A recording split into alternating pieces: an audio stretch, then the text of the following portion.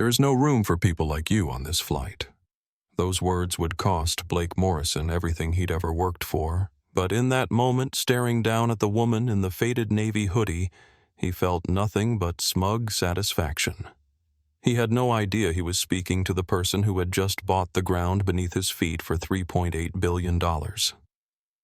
The automatic doors of Chicago O'Hare's Terminal 3 hissed open with mechanical indifference, letting in a blast of sub-zero wind that cut through the crowd like a knife. December 31st at 6:47 p.m. and Mother Nature was throwing the tantrum of the century. Snow wasn't just falling. It was attacking, burying the tarmac under a white siege that had already claimed dozens of flights and left thousands of travelers stranded in uncomfortable plastic chairs that weren't designed for sleeping. Simone Davis adjusted her oversized beige scarf and stomped the accumulated snow off her worn Converse sneakers, the rubber soles squeaking against the polished marble floor. She looked like she'd been traveling for days, which she had, moving between boardrooms and law offices across 3 cities to finalize the biggest acquisition of her career. The faded navy hoodie hung loose on her frame, a coffee stain near the left pocket telling the story of too many rushed meals and not enough sleep. Her jeans had seen better years, with small tears at the knees that spoke of comfort over fashion. There was no entourage trailing behind her, no assistant juggling phones and schedules, just a battered leather backpack slung over one shoulder that had been her companion through graduate school. Her first startup, and now this moment that would change everything. Inside that backpack, nestled between her laptop and a half-eaten energy bar, were the signed acquisition papers for Meridian Terminal Holdings, the company that managed ground operations, retail leases, and gate assignments for this very terminal. But Simone wasn't thinking about business empires or corporate strategies as she navigated through the sea of stranded passengers who had claimed every available bench and floor space. Families with crying children huddled around charging stations, business travelers paced while shouting into phones about missed meetings, and college students had turned their luggage into makeshift beds. The chaos was overwhelming, the air thick with frustration and the smell of fast food that had been eaten hours ago. She checked her simple digital watch, a Casio she'd owned since her freshman year of college, and felt her chest tighten. Flight 847 to London Heathrow was still showing green on the departure board, one of the few flights that hadn't been swallowed by the storm's appetite for destruction. She needed to be on that plane, needed to get to London before the ball dropped in Times Square, because her grandmother was dying and time wasn't something you could negotiate or acquire or reschedule for a better quarter. The acquisition meeting had run late, stretching into the evening as lawyers picked apart contracts with surgical precision and city officials demanded reassurances about job security and community investment. She'd sat in that conference room for 12 hours fighting for every clause while her phone buzzed with updates from the hospice nurse about her grandmother's condition. Mrs. Eleanor Davis, the woman who had raised her after her parents died in a car accident, was slipping away while Simone sat in meetings discussing profit margins and operational efficiency. All she wanted was to sink into seat 1A and sleep for 8 hours while the plane carried her across the Atlantic to the woman who had taught her that character wasn't measured by the size of your bank account, but by how you treated people when you had power over them. The irony wasn't lost on her that she was about to test that lesson in ways she never could have imagined. She shouldered her way through the crowd, past Louis Vuitton carry-ons that cost more than some people's cars, past travelers in tailored suits who looked like they'd stepped out of magazine advertisements for success. The contrast was stark and intentional. Simone had learned long ago that being underestimated was often an advantage in negotiations. People showed their true selves when they thought they were dealing with someone beneath their notice, and those moments of revelation were more valuable than any market research. The priority access lane for British Airways stretched ahead of her, marked by velvet ropes and red carpet that seemed absurdly dramatic for what was essentially a line to scan a barcode. But after the day she'd had after the week of negotiations and legal reviews and sleepless nights, that red carpet looked like a path to salvation. She unhooked the rope with practiced ease and stepped into the lane, her Converse sneakers silent against the plush surface. Behind the elegant podium stood Blake Morrison, and even from a distance, Simone could see he was exactly the kind of gate agent who treated his position like a throne. Tall and blond, with a jawline that looked like it had been carved from marble, he wore his authority like an expensive cologne, obvious and overwhelming. His badge caught the fluorescent light as he leaned against the counter chatting with a flight attendant who seemed more interested in getting away from the conversation than continuing it. Blake Morrison had perfected the art of selective attention during his 3 years behind the gate podium, and right now his attention was focused on the flight attendant's attempts to politely extract herself from his increasingly desperate flirtatious banter. He'd been working double shifts all week, covering for colleagues who had called in sick with convenient cases of holiday flu, and the combination of exhaustion and overtime pay had left him feeling invincible. His badge gleamed under the terminal lights, top performer Q4 positioned proudly next to his company loyalty pin, symbols of his dedication to a job that he treated more like a personal kingdom than a service position. The economy passengers glaring at him from the adjacent queue might as well have been invisible for all the attention he paid them. They could wait. They always waited. That was the natural order of things in his carefully constructed hierarchy, where first-class passengers were royalty, business travelers were nobility, and everyone else was just background noise that occasionally needed to be managed. He'd learned early in his career that the secret to advancement in the airline industry was understanding that customer service was really about customer selection, knowing who deserved your time and energy, and who could be dismissed with polite indifference. So when he heard the soft squeak of rubber soles against carpet and looked up to see Simone Davis standing in his priority lane, his brain immediately categorized her as a mistake that needed correction. The hoodie, the jeans, the backpack that looked like it had survived a war, everything about her appearance screamed wrong place, wrong line, wrong world. She didn't belong in the space he'd been hired to protect, and his first instinct was to redirect her with the kind of condescending politeness that customer service workers used when they wanted to be helpful and dismissive at the same time.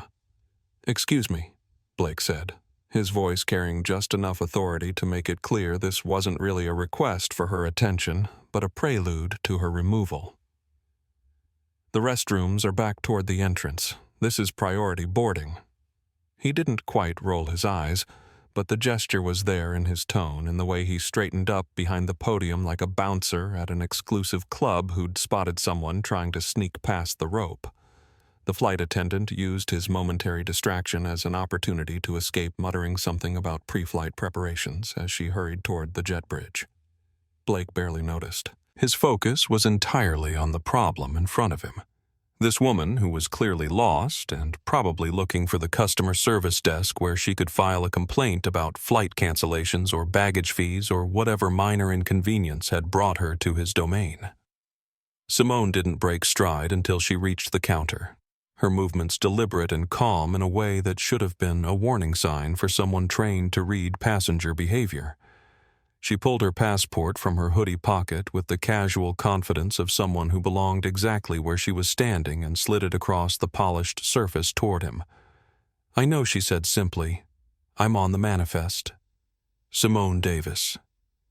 Blake stared at the passport without picking it up, his hands resting on the counter like he was guarding the computer terminal behind him from contamination. The disconnect between what he was seeing and what she was claiming created a cognitive dissonance that made his jaw tighten. Priority passengers didn't dress like they were heading to a college library study session. They carried leather briefcases and wore clothes that cost more than his monthly rent. They smelled like expensive perfume and spoke with the casual authority that came from a lifetime of having doors opened for them. "Ma'am," Blake said, his tone shifting from politely dismissive to actively condescending, "I think you're confused. Economy check-in is downstairs. And even if you were in the right place, look at the board." He gestured toward the departure screen with theatrical flourish. "We are fully booked. Oversold, actually." The lie came easily, smoothly wrapped in the kind of procedural language that made it sound like policy rather than prejudice.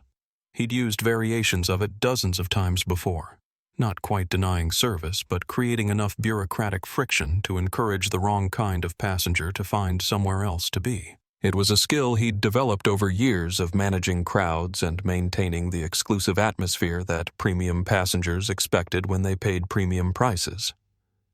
Simone's response was measured, her voice carrying the raspy edge of someone who'd spent too many hours in conference rooms and not enough hours sleeping. "I'm not checking in," she said, meeting his gaze without flinching. "I have a confirmed seat. 1A. I checked in online. I just need you to scan my passport so I can get through security." The computer terminal sat between them like a judgment waiting to be rendered. Blake let out a deliberately audible sigh, the kind that customer service workers use to express extreme inconvenience while maintaining plausible deniability about their attitude. He snatched the passport from the counter with more force than necessary, making it clear that he was doing her a favor by even looking at it, and began typing with aggressive keystrokes that echoed through the gate area like gunshots. Tap, tap, tap. Enter. His eyebrows shot up toward his perfectly styled hairline as the screen populated with information that didn't match his expectations. The name Simone Davis was indeed there, highlighted with VIP status indicators that blinked red against the green background like emergency signals. First-class passenger full fare paid Centurion card on file elite status, confirmed across multiple airlines. A smart employee would have apologized immediately and printed the boarding pass with a smile that acknowledged his mistake. Blake Morrison was not a smart employee. He was a petty king ruling over a domain of boarding passes and baggage weight limits, and the cognitive dissonance between the data on his screen and the woman standing in front of him created a short circuit in his brain that sparked into something much more dangerous than simple prejudice. He stared at the screen, then back at Simone's coffee-stained hoodie, then back at the screen again.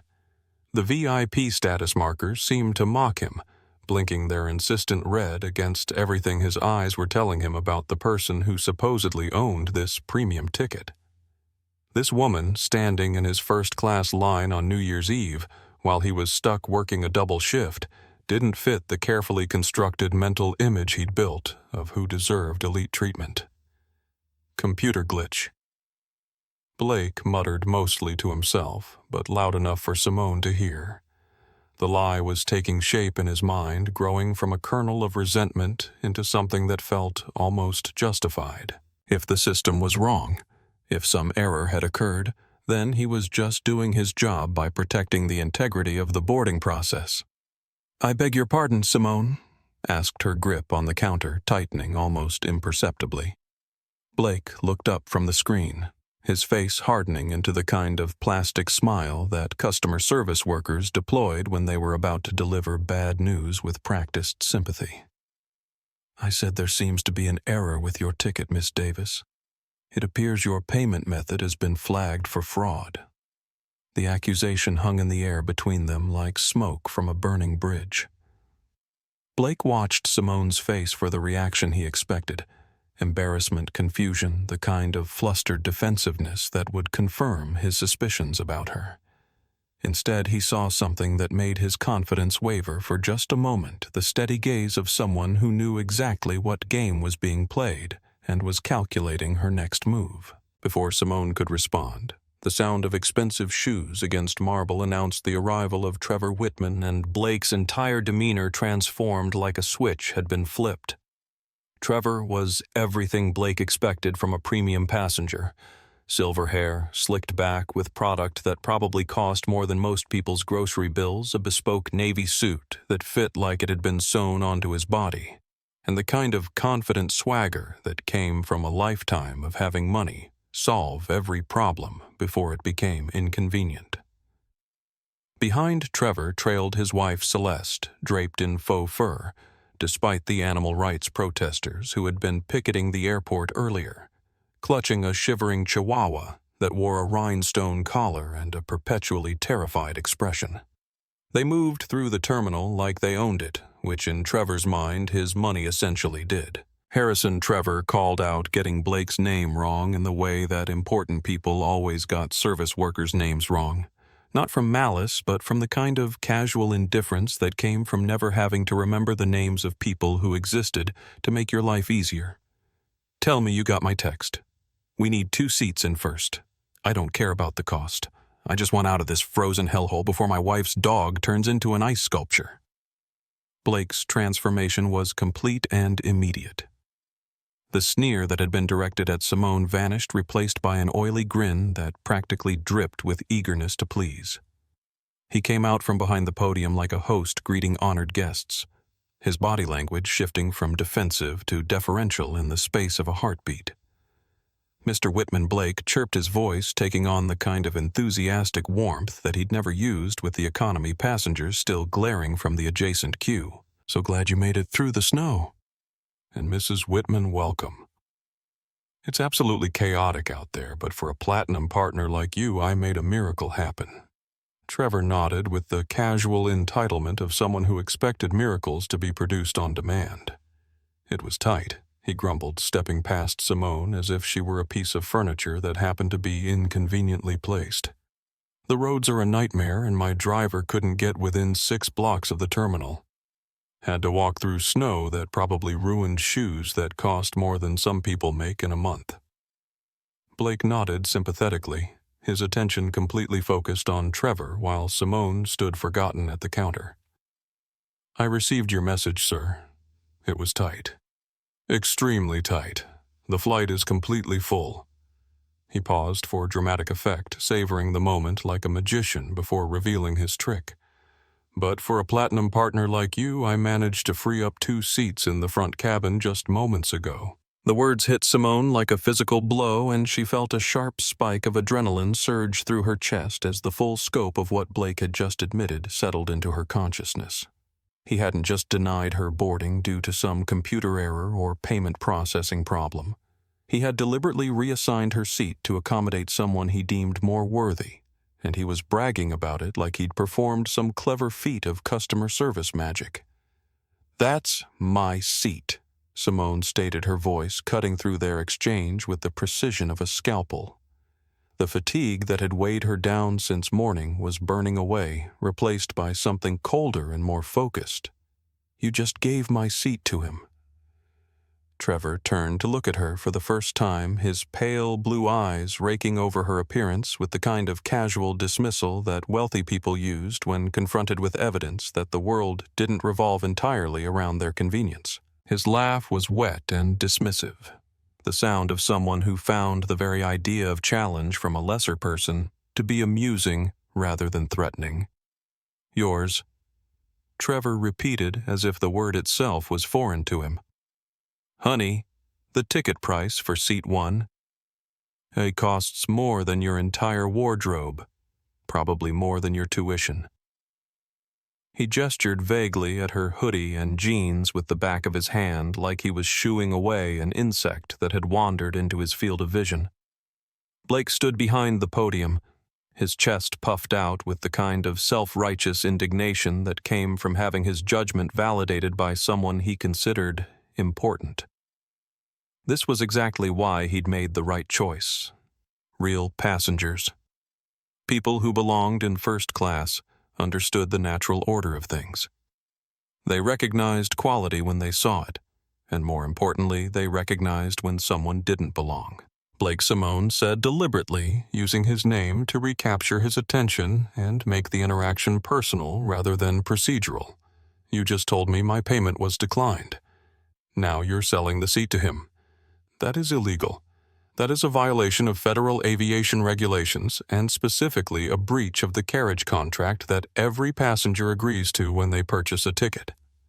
The legal terminology seemed to hit Blake like cold water, and his face turned an ugly shade of purple that clashed with his perfectly styled blonde hair.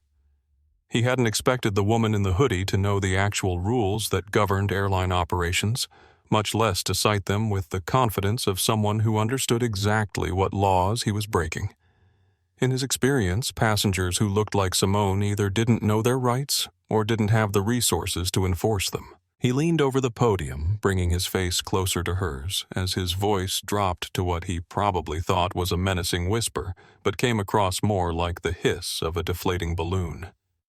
"Listen to me, you little scammer. I don't know how you got a fake ticket or whose credit card you stole, but you are not getting on this plane. Mr. Whitman is a valued customer, a platinum frequent flyer who spends more money with this airline in a month than you probably see in a year. You are a nuisance, and nuisances get removed." The accusation of credit card theft was the line that transformed the situation from customer service dispute to something much more serious, and Blake seemed to realize it the moment the words left his mouth. But instead of backing down, he doubled down, his voice rising as he called out to the security guard who had been watching the interaction with the weary expression of someone who just wanted his shift to end without incident. "Officer Chen," Blake shouted, waving his arm like he was flagging down a taxi. "This woman is belligerent. She is harassing premium passengers and refusing to vacate the priority zone when instructed. She needs to be removed from the secure area immediately." Officer Miller Chen approached with the deliberate pace of someone who had broken up hundreds of these disputes and knew that most of them could be resolved with patience and de-escalation rather than handcuffs and paperwork. He was a tired man in his 50s who had worked airport security long enough to recognize the difference between actual threats and hurt feelings dressed up as security concerns. "Ma'am," Officer Chen said, his voice carrying the kind of professional neutrality that came from years of dealing with frustrated travelers. "You need to come with me.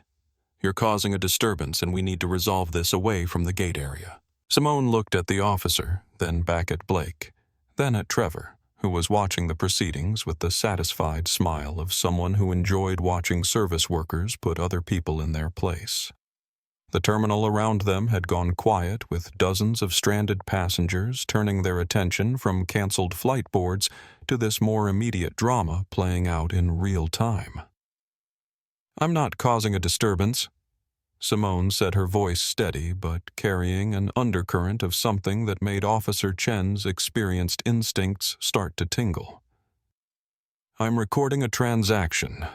Blake here is engaging in discriminatory bumping practices to favor a personal acquaintance, which violates both airline policy and federal regulations governing passenger rights."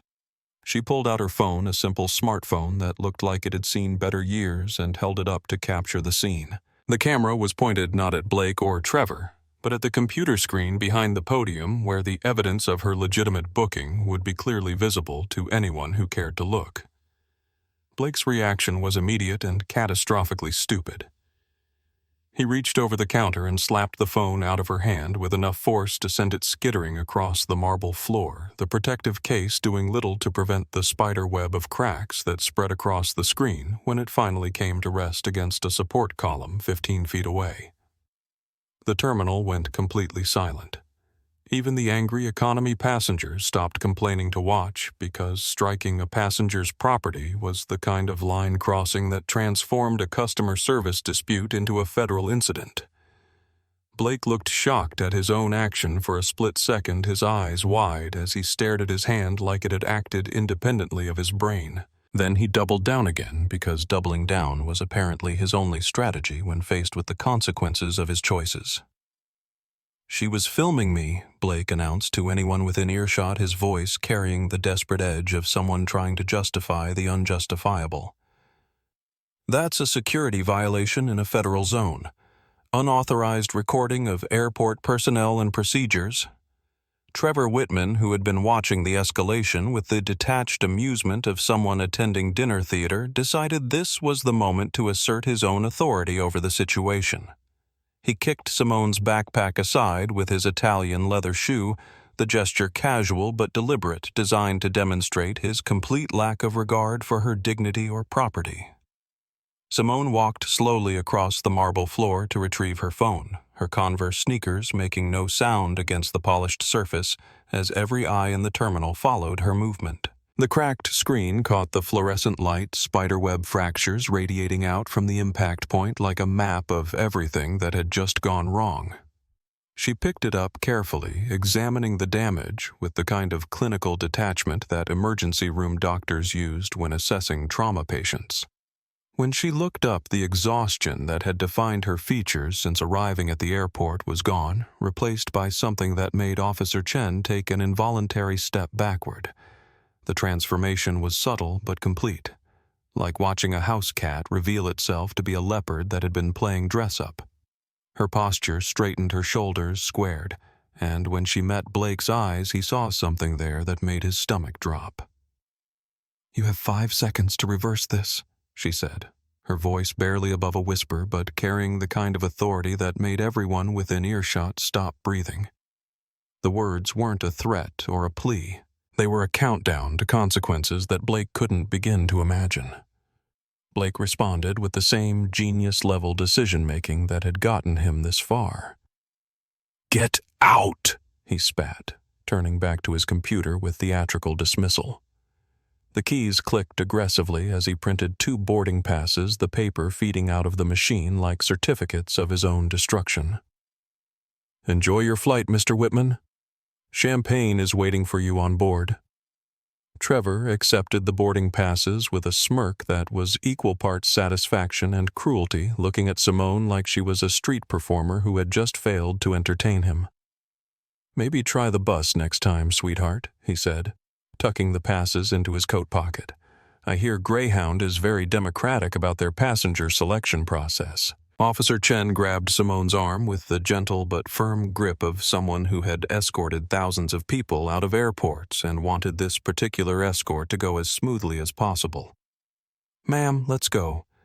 Don't make me use handcuffs. Nobody wants that kind of paperwork on New Year's Eve." Simone didn't resist.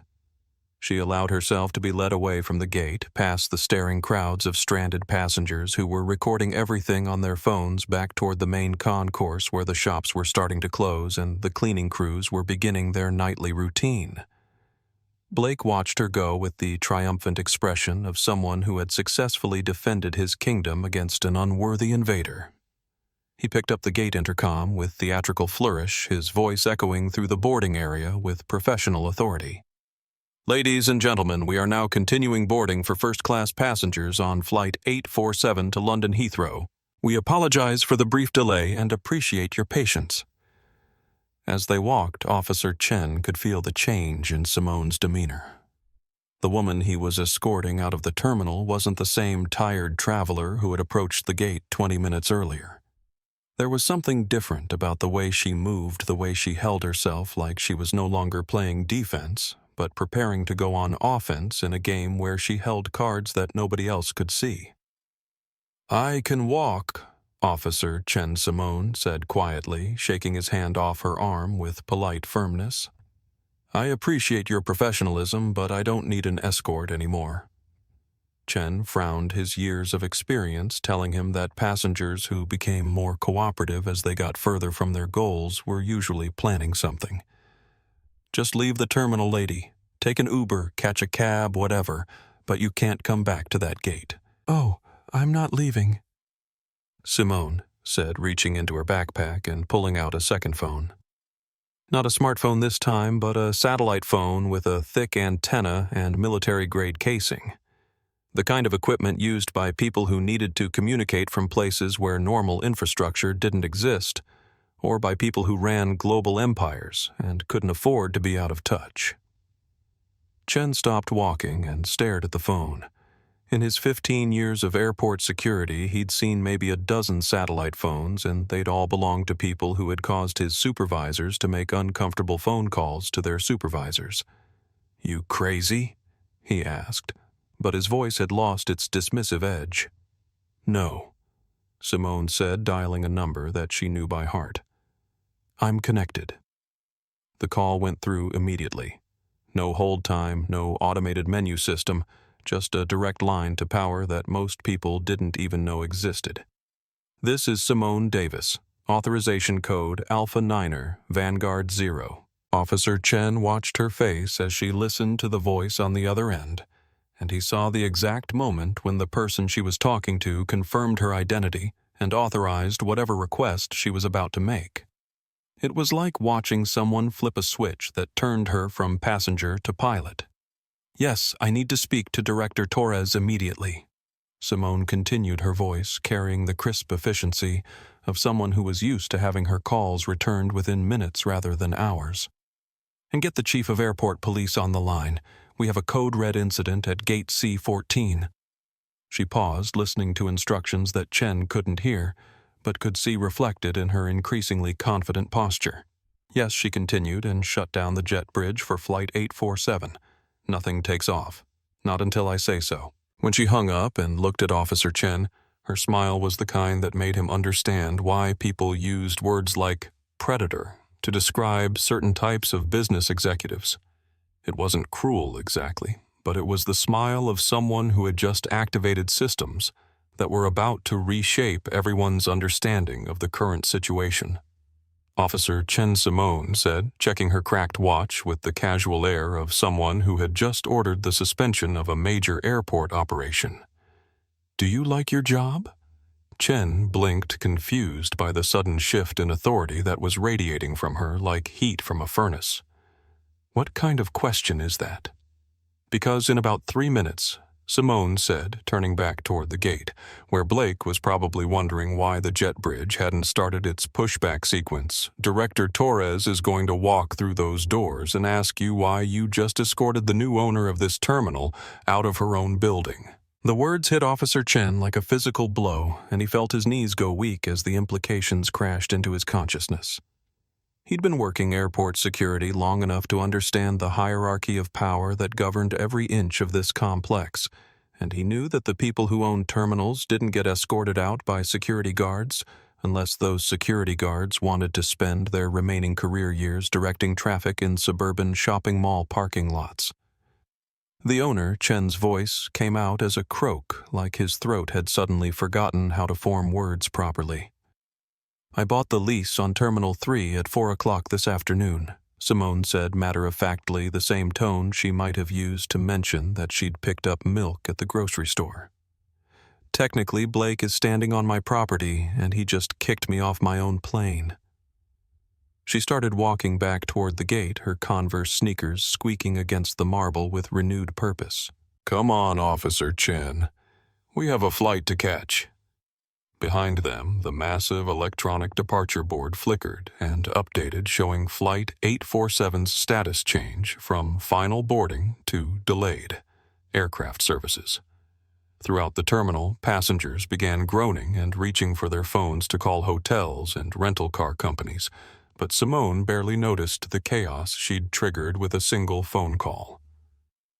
Blake Morrison was humming to himself as he typed the final codes to close the flight manifest, his fingers dancing across the keyboard with the satisfied efficiency of someone who had successfully completed a challenging shift. He felt the profound sense of accomplishment that came from maintaining order and protecting the exclusive atmosphere that premium passengers expected when they paid premium prices. The woman in the hoodie was gone. Mr. Whitman was settled comfortably in 1A, and the flight was ready to depart. He picked up the microphone to make the final gate closure announcement, but the words died in his throat as a low, mechanical groan vibrated through the floor beneath his feet. Blake looked out the floor-to-ceiling windows that offered a panoramic view of the tarmac and watched as the massive Boeing 777 began its pushback sequence, the yellow tug truck slowly guiding it away from the gate. Then, abruptly, everything stopped. The aircraft shuddered to a halt as the tug driver slammed on his brakes, and orange emergency lights began flashing across the tarmac like a constellation of warnings. Not just one or two vehicles, but a swarm of them. 3 black SUVs with police light bars tearing across the restricted zone at speeds that ignored every safety regulation, followed by airport emergency vehicles and what looked like half the Port Authority's tactical response team. "What on earth?" Blake muttered, pressing his face against the glass as the convoy screeched to a halt directly in front of the airplane's nose gear, physically blocking any possible movement. The scene looked like something from an action movie, complete with officers jumping out of vehicles before they'd come to complete stops, and taking positions around the aircraft like they were preparing to repel an invasion. Inside the terminal, the atmosphere shifted with the sudden weight of approaching authority. The idle chatter of waiting passengers died away as the rhythmic sound of boot heels against marble echoed from the main corridor. It was the sound of people who were accustomed to having crowds part in front of them, and Blake turned around to see a formation that made his mouth go dry. 6 uniformed Chicago police officers marched down the center of the concourse in perfect formation, followed by 2 tactical officers wearing Kevlar vests that suggested they'd been called away from more serious duties to deal with this situation. Behind them walked a woman in a long wool coat who carried herself like she could chew granite for breakfast and ask for seconds. Director Rachel Torres was a legend in the aviation industry, the kind of person whose phone calls got returned by mayors and whose decisions affected millions of travelers every day. She never came to gates, never walked the public areas, never involved herself in routine passenger disputes. The fact that she was here now, leading what looked like a tactical response team toward Blake's little kingdom, made his hands start to shake. Blake's first coherent thought was that the woman in the hoodie had been a terrorist. That was the only explanation that made sense for this level of response. She'd made some kind of threat that had triggered Homeland Security protocols, and now they were here to arrest her and probably commend him for his quick thinking in identifying a suspicious person. He straightened his tie and prepared to be the hero of this story, the vigilant gate agent who had spotted something wrong and taken action to protect the traveling public. He could already imagine the commendation letter, maybe even a promotion, as he watched Officer Chen walking back toward the gate area. But Chen wasn't walking like someone who had successfully apprehended a suspect. His head was down, his shoulders slumped, and he was staying carefully behind and to the left of someone else. Someone in a faded navy hoodie who was walking next to Director Torres like they were equals, like they were discussing matters of mutual importance rather than the director giving orders to a subordinate. Simone Davis walked at the front of the formation, matching Director Torres's pace step for step, and the director was leaning in to listen intently to whatever she was saying. The 2 women moved with the synchronized purpose of people who shared the same level of authority, and Blake felt a cold sweat break out across his forehead as his brain finally started processing what his eyes were showing him. The group stopped directly in front of the British Airways podium, and the silence in the gate area became absolute. Even the background noise of the terminal, the distant announcements, the hum of air conditioning, the electronic beeping of baggage carts, seemed to fade away as everyone waited for someone to explain what was happening.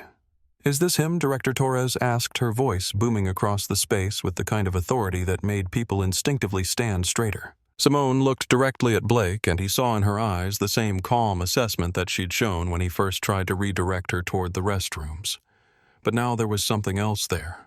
The cold satisfaction of someone who had been patient enough to let her opponents dig their own graves.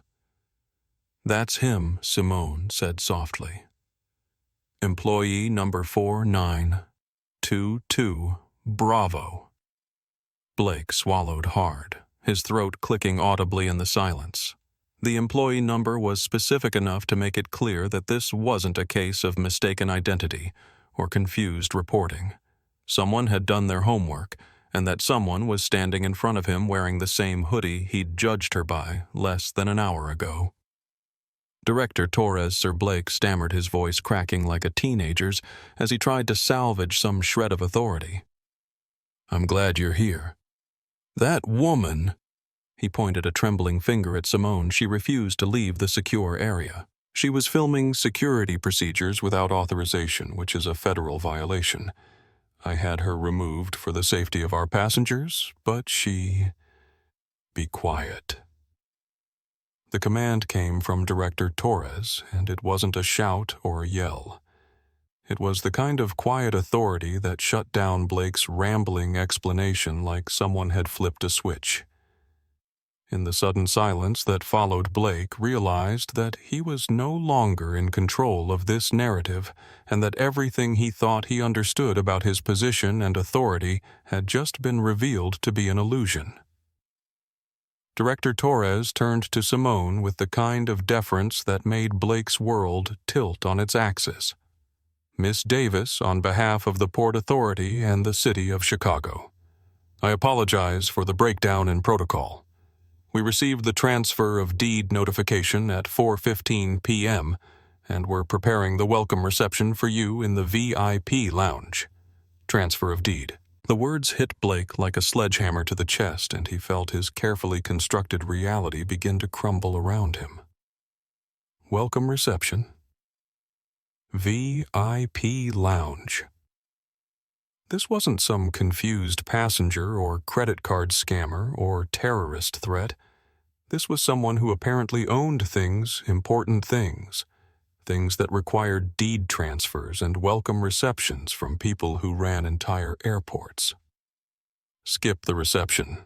Rachel Simone said, her voice carrying the casual familiarity of someone who was used to being on a first-name basis with people in positions of ultimate authority. I just want to go home, but apparently there's no room for people like me on my own airline in my own terminal. She stepped closer to Blake's podium, her Converse sneakers silent against the carpet as she reached over and picked up the keyboard he'd used to manipulate her reservation. Her movements were deliberate and controlled, like a surgeon selecting the right instrument for a particularly delicate operation. Blake Simone said, reading his name tag with the kind of attention that made it clear she was memorizing every detail for future reference. Do you know who owns the lease on Terminal 3's retail and gate operations? As of this afternoon, Blake couldn't speak. His mouth opened and closed like a fish that had been pulled out of water, but no sound came out. His brain was too busy processing the magnitude of his mistake to form coherent words. He shook his head frantically, his perfectly styled hair falling across his forehead in a way that made him look like a child who had been caught stealing cookies. Meridian Terminal Holdings, Simone said, settling into the explanation with the patience of someone who was enjoying every second of Blake's education. I am the CEO and majority shareholder of Meridian. That means I own the carpet you're standing on. I own the counter you're leaning against. I own the lease on the coffee shop across the hall where you probably bought that overpriced latte this morning. She leaned closer, her voice dropping to a conversational tone that somehow carried more threat than any shouting could have managed. And I control the gate allocation contracts for British Airways at this airport. You didn't just kick a passenger off a plane, Blake. You evicted your landlord. Blake's knees buckled and he grabbed the podium with both hands to stay upright. The employee of the month pin on his jacket seemed to mock him now, a symbol of excellence in a job he was about to lose in the most spectacular way possible. I didn't know he whispered, his voice barely audible. You were wearing the hoodie. You judged the book by the cover, Simone said mercilessly, her words landing with surgical precision. And you didn't just deny me service.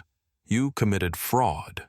You told me my payment had declined when my bank confirms the transaction was completely valid. You lied to create an opening for your friend, and in the process you violated federal regulations governing passenger rights and airline operations. She turned to Director Torres, who had been watching the exchange with the grim satisfaction of someone who had seen too many examples of people letting small amounts of power corrupt their judgment. Director, bring the jet bridge back. Open the door. But the flight is pushed back, Blake stammered, grasping at procedural straws as his world continued to collapse around him. The pilot has sealed the manifest. Federal regulations require, open the door, Torres barked at the operations crew who had been hovering at the edges of the confrontation, like they were afraid to get too close to the epicenter of what was clearly a career-ending disaster.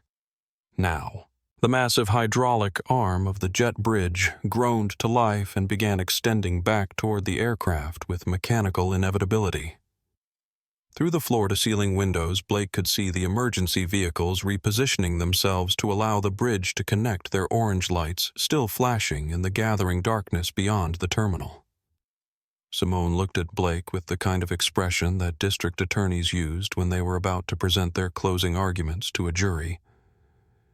"You're coming with me?" she said. Where? Blake squeaked, his voice climbing into registers that he hadn't accessed since middle school. To the plane, Simone replied, adjusting her backpack with the casual air of someone who is about to board a flight rather than destroy someone's career. We have a seat to reclaim, and I want you to witness how a real executive handles a difficult passenger. The walk down the jet bridge felt like a funeral procession, with Blake trailing behind Simone and Director Torres like a condemned man being led to his execution. His hands were shaking so badly that he had to clasp them together to hide the tremor, and his breathing had become shallow and rapid as the full scope of his situation finally penetrated his consciousness. When they reached the aircraft door, the senior flight attendant looked alarmed at the parade of authority figures entering her domain. "What's going on?" she asked, her professional composure barely masking her concern. "We were cleared for taxi. The captain is asking about the delay." "Step aside." "Nancy." Director Torres said, reading her name tag with the same precision that Simone had used on Blake. "Miss Davis needs to reclaim her seat." Nancy's eyes widened as she recognized the implications of having the terminal owner personally board her aircraft to resolve a seating dispute. In 20 years of commercial aviation, she'd never seen anything like this level of executive intervention over a single passenger, which meant that whatever had happened at the gate was going to become the kind of industry legend that flight attendants shared in crew lounges for decades. Simone stepped into the first-class cabin, and the contrast between the soft lighting and expensive leather and her faded hoodie was so stark that it made several passengers do double takes. The warm smell of toasted nuts and the quiet hum of premium service created an atmosphere of exclusive comfort that seemed designed to showcase exactly how out of place she appeared to be. In seat 1, a Trevor Whitman was already reclining with his Italian leather shoes kicked off a crystal glass of pre-flight champagne in one hand as he gestured expansively while explaining something to his wife in seat 1B. The Chihuahua had been tucked into a designer carrier that probably cost more than most people's monthly rent, and Celeste was scrolling through her phone with the bored expression of someone who had grown accustomed to having other people solve her problems. When Trevor looked up and saw the small crowd of uniforms entering his sanctuary, his first reaction was curiosity rather than concern. He'd grown up wealthy enough to assume that any disruption to his convenience would be brief, and that someone would apologize for the inconvenience before making it right. But when he saw Simone behind them, his face turned the mottled red of someone whose blood pressure was spiking toward dangerous levels. "You again," Trevor groaned, sitting up in the seat that belonged to someone else. "Blake, what is this circus? I thought you got rid of the trash so we could get this flight moving." Blake stood in the galley area next to the meal service carts, trying to make himself as invisible as possible while wishing he could disappear entirely. His mouth moved silently, but no words came out.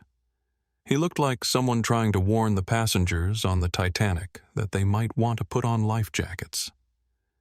Simone walked directly to seat 1A with the measured pace of someone who had all the time in the world and intended to use it wisely. She didn't raise her voice or gesture dramatically. She simply stood there looking down at Trevor with an expression of complete boredom that somehow managed to be more intimidating than any show of anger could have been. "Mr. Whitman," Simone said, her voice carrying the kind of quiet authority that made everyone in the cabin stop breathing. "You are in my seat. Get up." Trevor's laugh was loud and harsh, echoing off the curved walls of the aircraft cabin as he looked around at the other first-class passengers for support that wasn't coming. "Is this a joke? I paid for this seat. Blake gave me the boarding pass. I'm a platinum frequent flyer with this airline. You paid for a seat that was obtained through fraudulent means." Simone corrected her tone, remaining conversational despite the gravity of her words. "And you are currently trespassing on federal property under circumstances that constitute a criminal violation of aviation regulations." Trevor stood up, his face inches from hers, as he deployed the kind of intimidation tactics that had probably worked for him in business negotiations where everyone was too polite or too intimidated to push back against his aggressive posturing. "Listen to me, you little nobody. Do you have any idea who I am? I manage a $200 million hedge fund. I could buy and sell you 10 times over without blinking." Simone reached into her hoodie pocket and pulled out her cracked phone, the spider web of fractures across the screen, catching the cabin's soft lighting like a map of everything that had gone wrong in the last hour. She tapped the screen with practiced efficiency and held it up so Trevor could see the display. 200 million, Simone asked, her voice carrying just a hint of amusement. "That's cute. This is the wire transfer confirmation for the acquisition of this terminal. $3.8 billion. It cleared at 4 p.m. this afternoon." She lowered the phone and slipped it back into her pocket with the casual air of someone who had just shown Trevor a grocery receipt rather than proof of a purchase that dwarfed his entire net worth. "I don't just have money, Trevor. I have infrastructure, and right now I'm exercising Clause 14B of the Terminal Operators Agreement, the right to refuse service to any individual deemed a security risk or disruptive to operations." The cabin had gone completely silent except for the quiet hum of the aircraft's environmental systems. Even the flight attendants had stopped their pre-flight preparations to watch this confrontation unfold, their professional training warring with their human curiosity about seeing entitled passengers get their comeuppance. "You are disruptive," Simone continued, pointing toward the door with the same casual gesture she might have used to indicate the location of a restroom. "Get off my plane." Trevor sputtered, his face cycling through several shades of red as his brain tried to process the complete reversal of power that had just occurred. He looked past Simone to Blake, seeking some kind of support or explanation from the gate agent who had created this situation in the first place. "Blake, do your job," Trevor demanded, his voice cracking with the strain of maintaining authority that was evaporating by the second. "Tell her, you sold me the ticket." Blake looked at the floor, at the ceiling, at anything except the desperate face of the man whose illegal boarding he had facilitated. "Mr. Whitman." He whispered, his voice barely audible above the aircraft's background noise, "You have to leave." "What?" Trevor shrieked, his composure finally shattering completely. "You sold me the ticket." "You can't just—" "I revoked it," Simone interjected calmly. "Officers." The two Chicago police officers who had accompanied the group onto the aircraft stepped forward with the practiced efficiency of people who had removed disruptive passengers before. They weren't smiling, and the way they positioned themselves made it clear that Trevor's cooperation was preferred but not required. "Sir," the lead officer said, his hand resting casually on his equipment belt in a way that managed to be both professional and mildly threatening, "you've been asked to deplane by the terminal owner. If you don't comply voluntarily, we'll escort you off. And if we have to escort you off, you go to county lockup instead of the terminal." 6 months later, on a humid July afternoon that made the air conditioning in Terminal 3 feel like a gift from heaven, Simone Davis returned to the scene of Blake Morrison's spectacular downfall. This time, she wasn't rushing to catch a flight to see a dying relative, wasn't exhausted from acquisition meetings that had stretched into the night, and wasn't carrying the weight of grief that had defined her last visit to this place. She wore the same charcoal hoodie deliberately, like a test pilot putting on a familiar flight suit before taking an experimental aircraft up for its maiden voyage. The baseball cap and sunglasses were new additions to her ensemble, not because she was trying to hide her identity, but because she wanted to observe the changes she'd implemented without the distraction of being recognized and treated with the deference that her ownership commanded. The transformation was immediately apparent the moment she walked through the sliding glass doors. The chaos that had defined the terminal during the holiday travel season had been replaced by something that felt more like organized efficiency than barely controlled panic. The air smelled different. Coffee and citrus instead of stress and desperation. The lines moved with purpose rather than resentment. Even the departure board seemed to update with less frantic urgency. But Simone wasn't interested in the technology upgrades or the improved logistics. She was watching the people because people were where culture lived and died, where prejudice took root or withered away, where dignity was either respected or trampled underfoot by small-minded individuals drunk on tiny amounts of power. She positioned herself near the check-in counters, pretending to scroll through her phone while actually observing the interactions between staff and passengers with the focused attention of an anthropologist studying social dynamics. The real test wasn't how employees treated passengers who looked like they belonged in first class. The real test was how they handled the travelers who didn't fit the traditional mold of premium customers.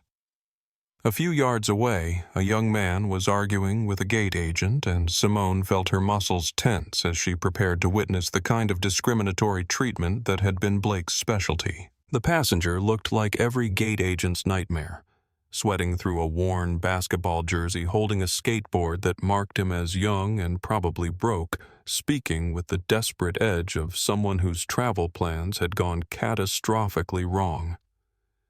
"I'm telling you, I missed the cutoff by 2 minutes because the blue line broke down," the kid pleaded, his voice carrying the kind of raw desperation that came from having no backup plan and no money for mistakes.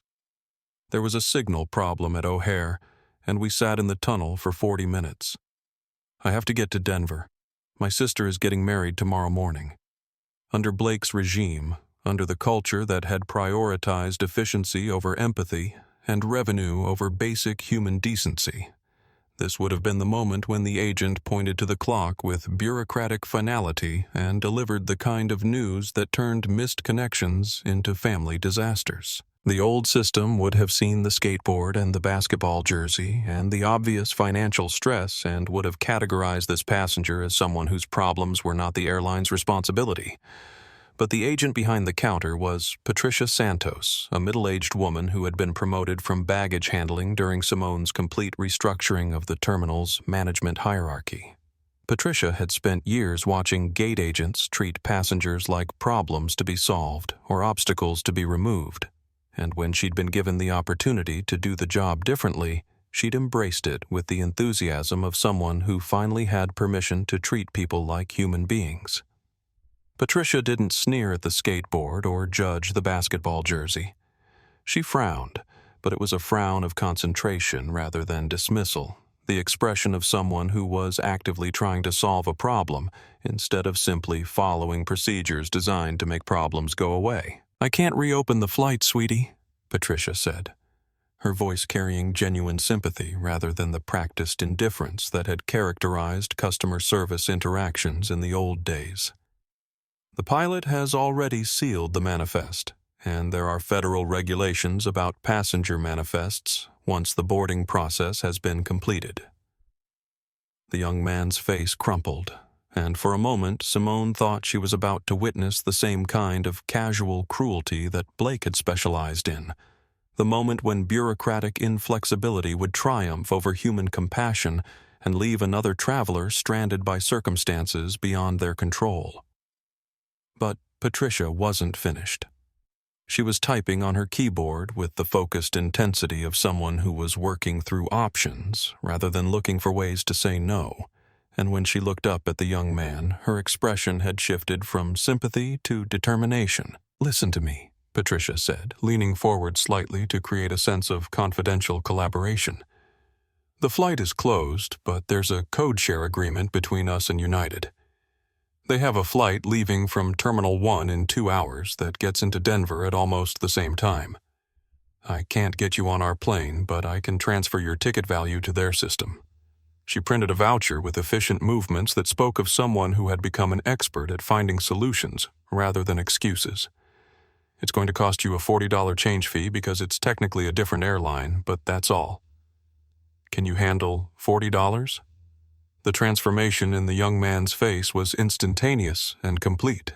The despair that had been building behind his eyes evaporated, replaced by the kind of gratitude that comes from having someone care enough to actually help, rather than simply process your disappointment according to corporate policy. "Yes," he said, his voice thick with emotion. "Yes, absolutely. Thank you so much. You just saved my sister's wedding." Patricia smiled as she handed him the voucher and pointed toward the terminal shuttle that would take him to United's gates. "Run," she said with mock sternness, "and tell your sister congratulations from all of us." Simone let out a breath she didn't realize she'd been holding as she watched the young man sprint toward the shuttle, his skateboard tucked under one arm and Patricia's voucher clutched in his free hand like a winning lottery ticket. The interaction she'd just witnessed was everything she'd hoped to achieve when she'd fired Blake Morrison and restructured the entire customer service philosophy of the terminal. It was proof that culture could change, that power could be wielded with compassion, and that the color of someone's skin or the cost of their clothes didn't have to determine how they were treated when they needed help. She approached Patricia's counter, removing her sunglasses as she walked so that her face would be clearly visible. Patricia looked up with the same professional smile she'd just given the skateboard kid, but her expression shifted to recognition, and then to something approaching panic as she realized who was standing in front of her. "Miss Davis." Patricia breathed, her hands fluttering nervously as she straightened papers that didn't need straightening. "I didn't know you were coming today. I hope you saw. I know I waived the transfer fee policy for that young man, and I can pay the difference out of my own paycheck if there's a problem with—" Patricia Simone interrupted gently, reaching across the counter to place her hand on the other woman's trembling fingers. "You don't owe anything. You just gained a customer for life for this airline. That kid will never forget what you did for him today, and neither will I." She pulled a small gold pin from her hoodie pocket, the new Service Excellence Award that had replaced Blake's hollow Employee of the Month badges. The pin was simple and elegant, engraved with words that captured Simone's philosophy about customer service dignity first. "This is for you," Simone said, pressing the pin into Patricia's palm. "Keep doing it exactly like that. Keep seeing passengers as people instead of problems. Keep finding solutions instead of excuses." Patricia looked at the pin with tears welling in her eyes, and when she looked back at Simone, her voice was thick with emotion. "Thank you, Miss Davis. This job, it means everything to me. Being able to help people instead of just processing them, it makes me feel like what I do matters." "It does matter," Simone said firmly. "Every interaction matters. Every moment when you choose to see someone's humanity instead of their appearance or their circumstances, that's how the world changes. One person at a time, one moment of compassion at a time." As she walked toward her gate to board the evening flight to London, the same route she'd been trying to take when Blake had changed the trajectory of his own life through sheer prejudice and stupidity, Simone reflected on the strange mathematics of justice and redemption. Blake Morrison was working in a warehouse now loading trucks for a shipping company that didn't require security clearances or customer interaction skills.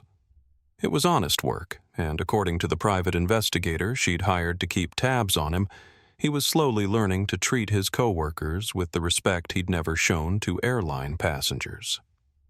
Trevor Whitman was in federal prison. His hedge fund dissolved his assets, seized his reputation, destroyed. His wife had divorced him 6 months into his sentence, and his children had changed their names to avoid the association with his crimes. The ripple effects of his choices on New Year's Eve had destroyed not just his own life but the lives of everyone who had depended on him. The contrast between their fates wasn't lost on Simone. Blake had been a small-minded bully who'd let a tiny amount of power corrupt his judgment, but he'd also been someone who could potentially learn and grow and become better. Trevor had been a predator who'd spent years stealing from working families and would have continued stealing if not for the combination of Simone's resources and his own desperate attempt to flee justice. Boarding Flight 847 felt like closing a circle that had been opened on the worst night of her life when grief and exhaustion and the casual cruelty of strangers had combined to create a moment that changed everything. She settled into seat 1A. Her seat, the seat she'd paid for the seat that Blake Morrison had given away because he couldn't imagine that someone in a hoodie might deserve first-class treatment. As the engine spooled up and the Boeing 777 began its taxi toward the runway, Simone pulled out a photograph she'd carried with her on every flight since that terrible night 6 months ago. It showed her grandmother as a young woman standing in front of the small grocery store she'd owned in Chicago's South Side, smiling despite the challenges that came with being a black woman running a business in the 1960s. Simone Davis had taught Simone that character wasn't measured by how you treated people who could help you, but by how you treated people who couldn't fight back. She'd lived that philosophy every day of her life, extending credit to struggling families, hiring teenagers who needed their first job, treating every customer like they were visiting her home rather than conducting a business transaction. The plane lifted off into the night sky, Chicago's lights spreading out below like a circuit board of human hopes and dreams, and Simone felt something she hadn't experienced since her grandmother's death: peace. Not the peace of revenge, because destroying Blake Morrison's career hadn't brought her any real satisfaction. The peace of knowing that she'd used her power to create something better, something that honored her grandmother's memory and made the world a little more dignified for everyone who passed through this space. Her phone buzzed with a text from Patricia Santos. "Helped 12 stranded passengers today using your protocols. The culture is really changing. Thank you for giving us permission to care." Simone smiled and closed her eyes, finally ready to rest. In the morning, she would visit her grandmother's grave and tell her about Patricia and the skateboard kid and the small victory of human kindness triumphing over bureaucratic indifference. But tonight, she was just a passenger on a plane flying toward tomorrow in a world that was imperceptibly but undeniably better than it had been yesterday. The wheels folded into the belly of the aircraft as it climbed toward cruising altitude, carrying Simone toward a future where dignity wasn't something you had to buy, but something you carried with you wherever you went. This story reminds us that true power isn't about the size of your bank account or the prestige of your position.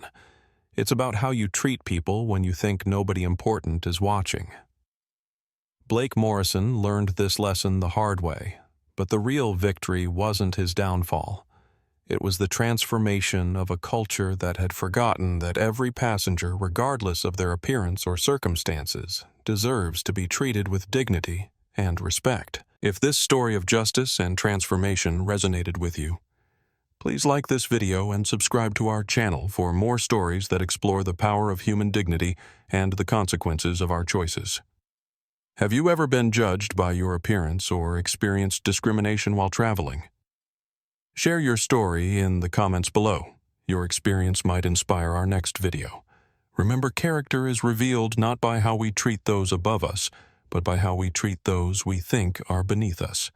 And sometimes the person in the hoodie owns the building.